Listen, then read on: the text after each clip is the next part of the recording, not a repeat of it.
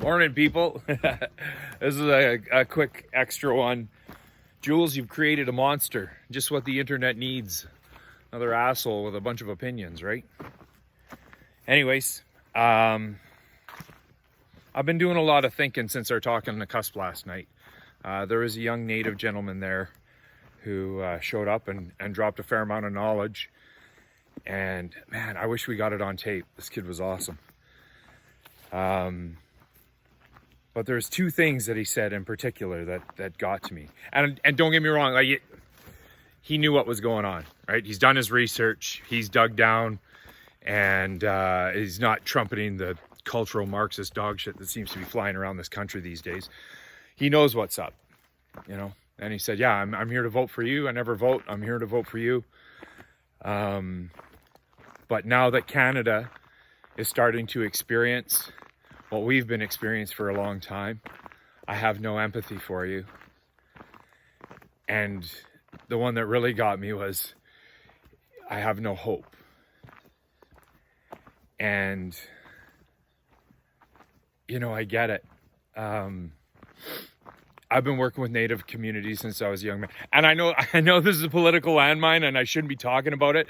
It's like, what the hell is this cowboy talking about the Indians for? Whatever. My last debate, they call it, the CBC guy as much as called me a racist. So whatever. Call me what you will. This is something that's near and dear to my heart because I've been working with these communities since I was a young man. And I gotta say, the situation with the Aboriginal peoples in this country is a stain on our country. It is. And, well, I don't agree with a lot of the narrative that's going around right now. It is. It's a black mark on us all. And a lot of times not for the reasons you think. You know, you look throughout history, you look back at history, recent history, and shortly after they shot Kennedy and got Johnson in there, he implemented the Great Society program, right? The welfare state. And yeah, you want to look up Thomas Sowell to see what that did to the black communities in the States, right? And at the same time, Diefenbaker up here, who as far as I can determine is our last nationalist prime minister, he got in a fight with the Bank of Canada governor, and the media sided with the banks, surprise, surprise. And we got rid of Diefenbaker, and Pierre Elliott Trudeau showed up, and he started implementing a lot of the same policies up here. And we threw a lot of money at the native populations and destroyed their communities. I worked in northern Alberta quite a bit, and there's a reserve up there called Fox Lake. We used to service a fly-in. It was a fly-in reserve, and did a lot of ground ambulance in the reserves around there too. There's a whole bunch in a small area. And I remember talking to these elders from Fox Lake, and their eyes would light up, and they were talking about these beautiful farms they used to have, right? And apparently Fox Lake had a horse breeding program that was second to none on the continent, right? And you go up there now, and it's not that anymore. We've created this dependency. And this young man last night, he hit the nail right on the head, right? He's like, now you guys are getting a taste what we've been dealing with. What we've got with our Aboriginal communities is a legacy of socialism. You can't own private property. It's complete and utter dependence on the government, and they tell you how to live. Can't own private property. You're on the government tit for absolutely everything. And what I see in these communities, and echoed by this young man last night, is despair, the lack of hope. And how could we expect them to have empathy for us? Right? I get it. But hearing it stated like that, it just kind of, it's like a dagger in the heart. And it's like, how do you combat that? How do you combat that? And it's made me think about all this stuff that I've been experiencing over the last few weeks. And when I go around, I was saying all these people with the fire in the eyes and the hugging and the joy. Yeah. And I was saying, it's love, it's love, it's love. I think it's hope. You know, the people are reserved to, you know, you're immersed in this. It makes me think of that, what was his name? Kurt Richter. He was a Harvard scientist in the 50s, and he was doing these experiments on rats. And he'd take these rats and he'd throw them in a bucket of water. And these rats, they'd swim around, dive down, look for a way out. And after a few minutes, they'd give up and they'd drown.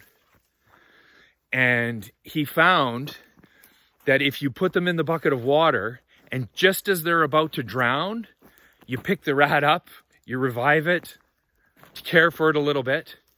When you put them back in the bucket, they survive. Some of them up. Yeah. So the group that they did at first, where they just let them drown, they drown within, a few minutes, 15 minutes, I think. They just give up and die. And they found that after they were revived and that near-death experience, some of the rats, they swam for up to 60 hours. That's what hope does, right? It gives you the will to persevere through hardship. When you look around and you look at this massive global thing coming at us, because this is happening everywhere, right? This isn't just Canada. When you look at this and it's just like, oh my God, there's no hope. There's no hope. There is hope. And that's what these people are waking up to, right? The knowledge that they're not alone. There are people that is fighting this with them. And, you know, I got to say, I'm so proud to be part of the PPC. We're the one party that's standing up and saying, you know what? We want to move forward with the Indigenous peoples of this country on this issue. We need to abolish the Indian Act. It's paternalistic. It creates nothing but dependence, and it creates this socialist paradigm, right? Well, people don't thrive in socialist paradigms.